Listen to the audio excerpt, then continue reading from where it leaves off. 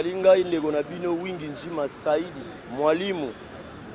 oyo bino na kati ya Kinshasa boyebi nalobelaka trop masolo ya mboka na biso Kinshasa Congo RDC nde général azokanga mituka boye ngakuta na komi a sur le terrain na moni okanga mituka tango batuninga question na bamasa na répondre que non peut-être eza na crime esalamaki nde vérifier mutuka moko na moko nde na ezo information basinga bino crime esalamité mais général azocha ordre na mboka pona nini po ba autorité bazoyebana te batu pe simple bazoyebana te donc divergence ekoti yango moni général osa musala ya okanga mituka nyonso ko contrôler mituka nyonso en fait c'est loko sali que général Kasongo cha mayele na mokolo lelo kanga ba véhicule nyonso oyo eza na trafic d'influence o biso to bengara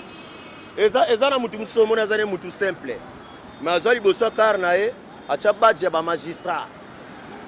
acha moi laisser passer moko wana masala raté bakabele pe mutu kana na occasion aroya na ngona balabala ko sala ba tapage ba n'importe quoi hôtel misa mutu kana katikati ya nzela en gêner circulation kwa za autorité nde bango moko pe ba vie bato maele le roi ba moni que non biso mo pe to komo kutana mambo na nzela un civil moko bo agare mutu kana epo ba bamba papier intel et comme je na chef de l'état Fachi Beton fait moyen le canapé pe les athées wana tu za bakal nde moni général c'est quoi ina idéologique il faut bakanga bato wana nyonso ba na trafic d'influence pe ba déborder jusqu'à 23h00 un député le gana sirer na cortège ngai soki na lobina lo ba trop pona masolo wana et ko senga na zonga na époque ya venanga Mobutu Sese Seko ponga na zamona Zaïre je suis congolais de Kinshasa mais né Kinois Zaïrois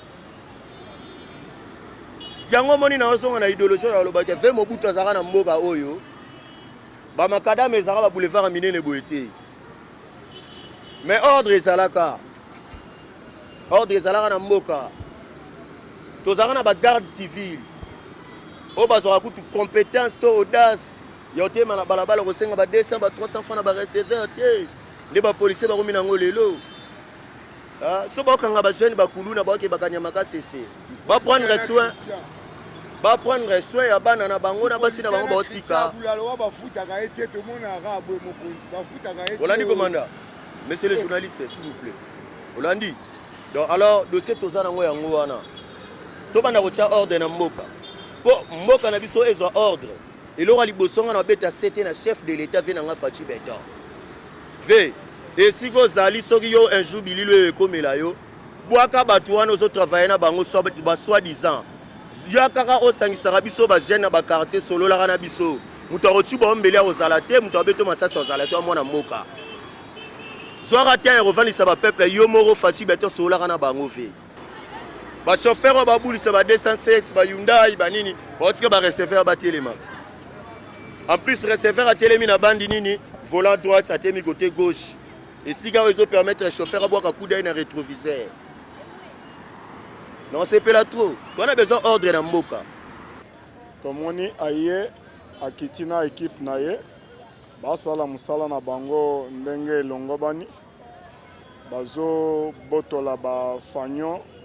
oyo bato batambulaka nango na kati ya mituka babotola ba laisser passer oyo ezaka na kati ya mituka c'est tout à fait normal biso pe peuple tosepeli nango po eza na makambo mosusu ezwa droit de cité na kati ya Kinshasa oyo tokocomprendre te yake omoni mutu azotambola na ba insigne moko boye akomi lokola intouchable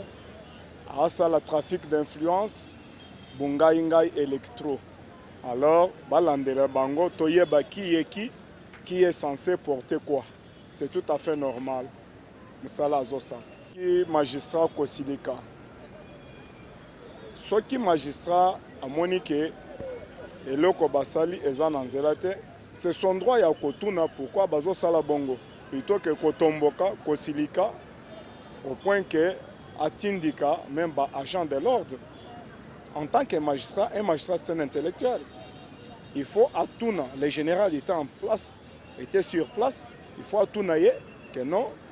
opération ni bosala pourquoi bonimbo boto la fanyo na ngai ba pese ba explication claire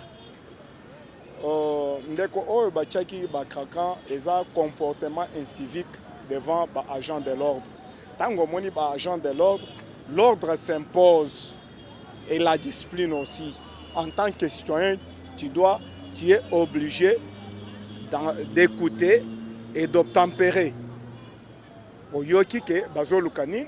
il faut osala nini. Mais ceux qui ozo matisa mapeka devant agent de l'ordre, olingi obundisa bango bakotia kraka, batio bisika sengeli. Oyebi ke epekisami kotambola na mutuka portière ya kofungwama. Ye ateki bisika nyonso ya kofanda atiti ya ye ateki. Siko adiembeli na portière. Tango bakukuta ye na mbeba wana nde basalisi ye bapompage po mbala nsima azongela te. La plupart des temps tomonaka suivi ya bamibeko na biso ezalaka penza te.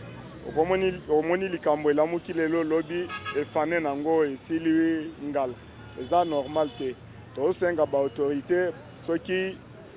bazosala likambo bakende nango ti na suka, soki mobeko balandela yango ti na suka po bato s'oblige obtempérer na mobeko ya mboka kwa. Azosenga na ye à maintenir le cap, à continuer na musala na ye po tozomona laisser aller eza na kati ya population mingi. N'importe qui akomi kotambo na laisser passer, même ceux qui akuti embouteillage ya kolinga aleka po aza na papier wana toyebi te soki a ramasser yango wapi, ba photocopie eza partout akuti ka laisser passer ba betelier bambi na mutuka. Ce n'est pas normal. Makambo ba sens unique wana tolembi yango. Il faut batu bazala ordre okuti embouteillage s'aligner lokola baninga koluka o créer deuxième, troisième bande te.